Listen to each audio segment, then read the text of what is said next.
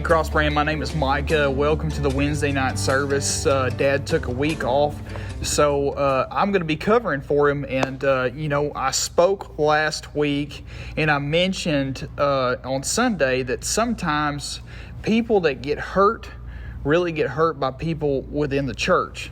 And that's what I'm going to be talking about tonight, is helping those who have been hurt, and especially those who have been hurt by the church.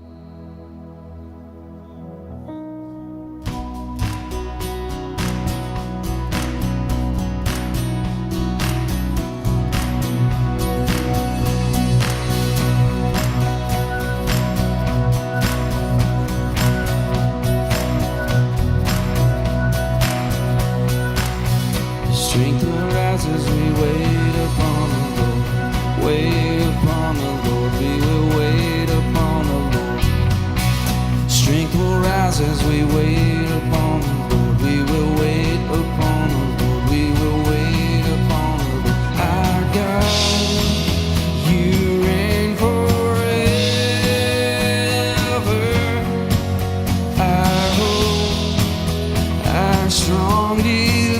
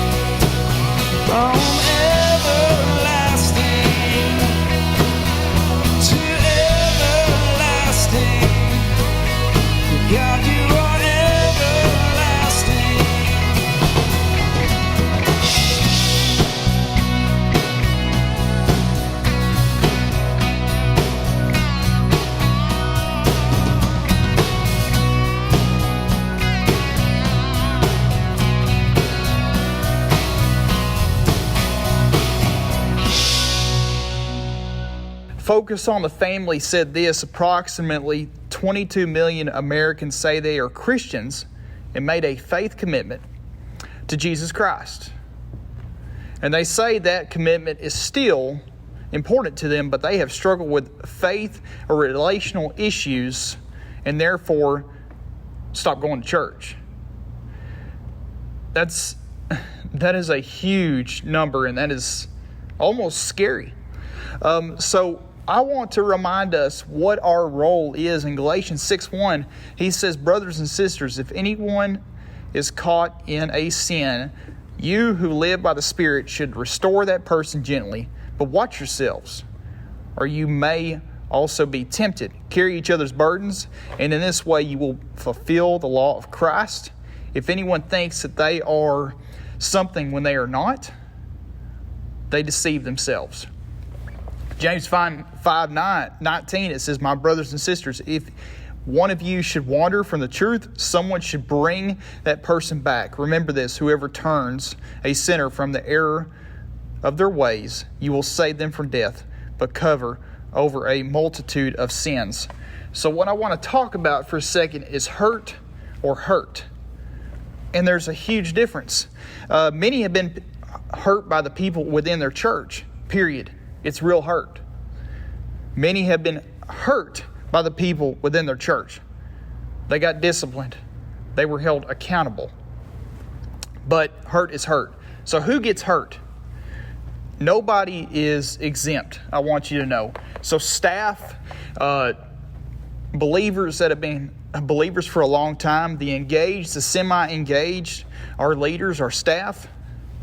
I believe the stronger the engagement in your church community, the greater the possibility of hurt. Why on earth would we ever doubt the enemy's plans to disengage us? So my encouragement to you is to always stay engaged and stay alert, because that's what Satan is wanting to do to us, is to drive a wedge between us, because guess what? We have to go through this life together. We need people backing us up. So why are many of us hurt? I think number one is that we have spiritual bullies. From a Mary D. Muth book, 10 Ways to Spot a Spiritual Abuse or Spiritually Abusive Ministries, is number one, they have a distorted view of respect. They forget that respect is earned, not granted. Abusive leaders demand respect without having earned it by good, honest living. Number two, they demand allegiance as proof of the follower's allegiance to Christ. It is either his way or her way or the highway. And if a follower deviates, he is guilty of deviating from Jesus. Number three, it said use exclusive language. We are the only ministry really following Jesus. They say we have the right theology. Maybe they believe their way of doing things is thinking theologically or handling ministry, and church is the only correct way. And their church is the only correct way. Everyone else is wrong, misguided, or stupidly naive is what they think. Number four is that they create a culture of fear and shame. Often there's no grace for somebody that who fails to live up to the church's or ministry's expectations. And if someone steps out of the often unspoken rules, leaders shame them into compliance. They can't admit their own failures and often search and use that knowledge to hold others in fear and captivity. Number five is that they often have a charismatic leader at the helm who starts off well but slips into arrogance and pride. Where a leader might start off being personable and interested in other issues, and he or she eventually withdraws to a small group of yes people. We all know these people. And isolates from the needs of others. Number six is they cultivate a dependence on one leader or leaders for spiritual information. Personal discipleship isn't encouraged. Often the Bible gets pushed back away to the fringes unless the main leader is teaching it. Number 7 is that they demand servanthood of their followers, but live a prestigious, privileged lives. They live aloft from their followers and justify their extravagance as God's favor and approval on their ministry. Unlike Jesus' instructions to take the last seat, they often take the first seat at events and court others to grant them privileges. Number 8 is they buffer him or herself from criticism by placing people around them whose only allegiance is to the leader, views those who bring up issues as enemies. Those who were once friends or allies swiftly become an enemy once a concern is raised. Sometimes these folks are banished, told to be silent or shamed into submission. Number 9, hold an outward performance but reject authentic spirituality, but place burdens on followers to act a certain way, dress an acceptable way, and have an acceptable lifestyle. And number 10, they use exclusivity for allegiance. Followers close to the leader or leaders feel like insiders. Everyone else is on the outside, though they long to be on that inner circle. And guys, we have mishandled messiness. Sin was mishandled by the church, not according to Galatians 6. Brothers and sisters, if anyone is caught in a sin, you who live by the Spirit should restore that person gently. But watch yourselves, or you also may be tempted. So,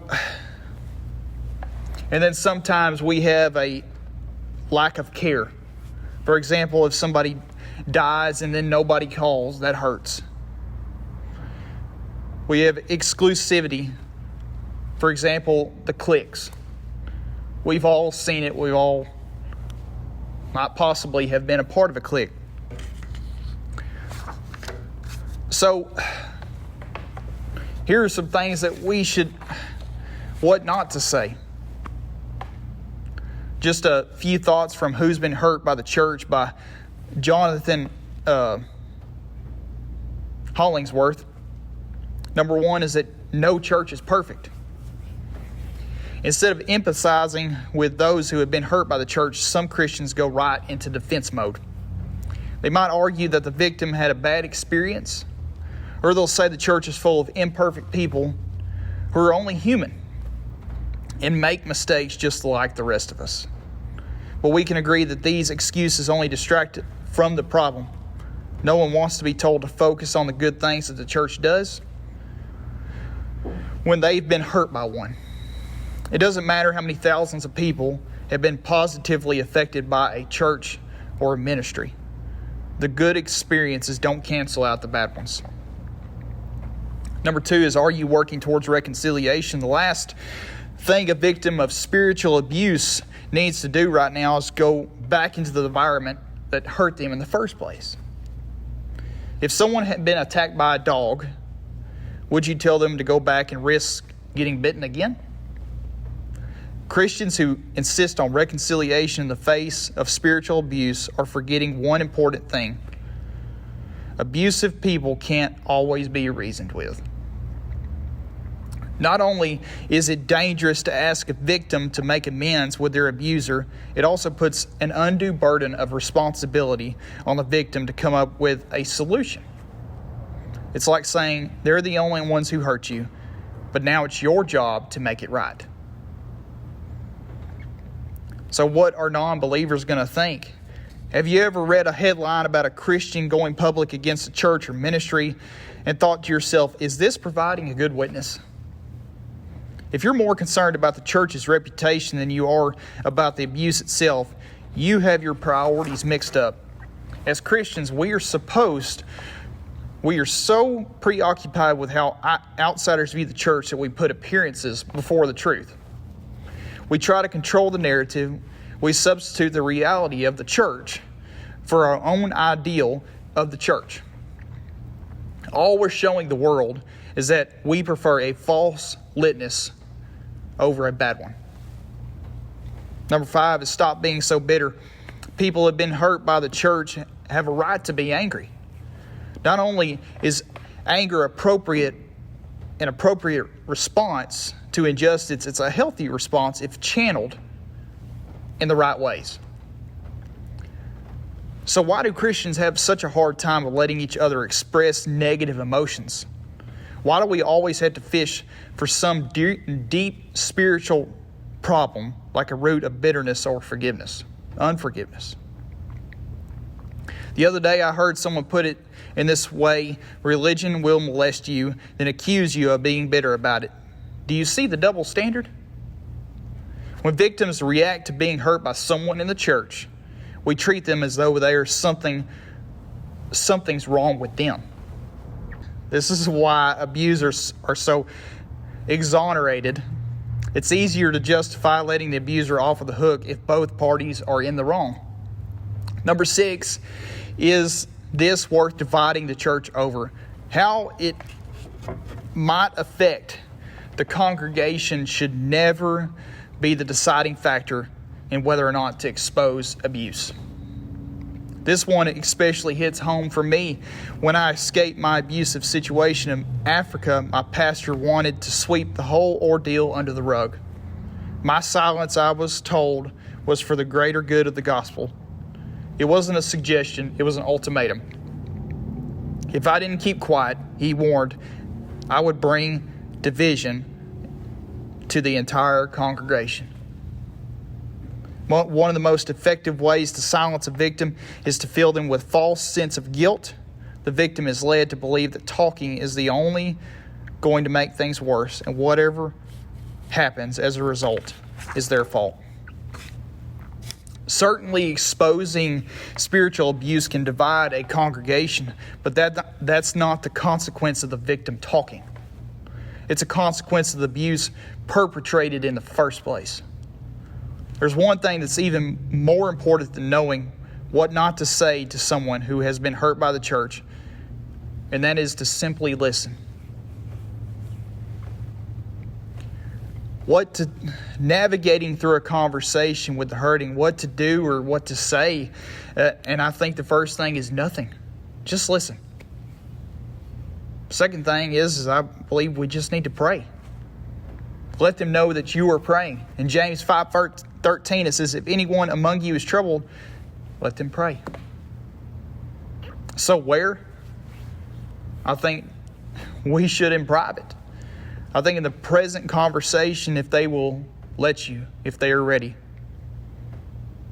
I think we need to humbly pray for them. I think we have to watch our attitudes, like in Galatians 6. Brothers and sisters, if anyone is caught in sin, you who live by the Spirit should restore that person gently, but watch yourselves, or you may also be tempted. And I believe that we pray for healing of that person.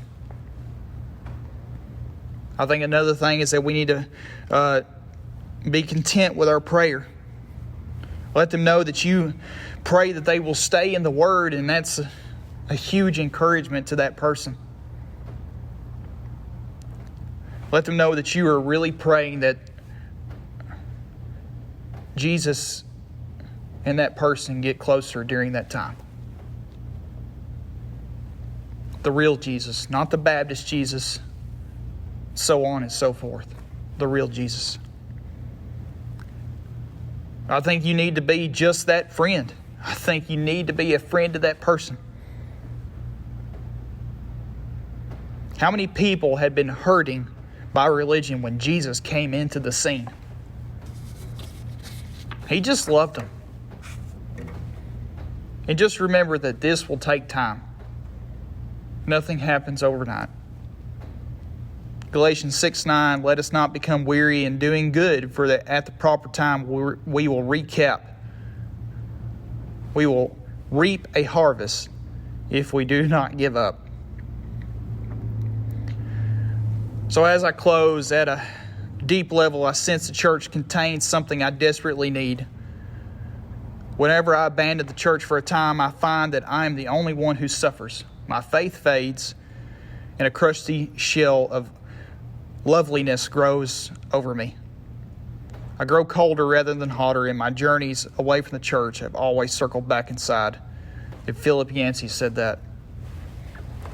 And what I mean by that is that a person who's doing life with a community, without a community, is in a dangerous place. My challenge to all of you tonight is to remember that we have got to engage in community. And we all know somebody that's been hurt by the church. And it's always been the church. It's never been the real Jesus. We always need to encourage people to look to the real Jesus. Thank you.